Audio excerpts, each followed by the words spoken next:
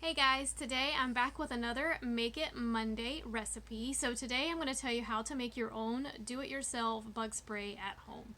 So what you want to do first of all is grab a spray bottle, and you're going to grab the following oils. So you want 5 drops of peppermint, 5 drops of lavender, 10 drops of lemongrass, 10 drops of citronella, and finally 10 drops of the TerraShield blend, which is doTERRA's Repellent blend. So grab those, make sure you get those drops into your spray bottle first. And then what you're going to want to do is add 2 ounces of water and 2 ounces of witch hazel, and then shake the bottle back and forth so you can mix it evenly. And something that I like to do is I will actually double or triple the recipe, mix it in like a bowl or a glass container, and then with a funnel put it into smaller spray bottles so that I can have one in the car, one in my pocketbook, one in our hiking bag, so that I have them pretty much everywhere that I need them.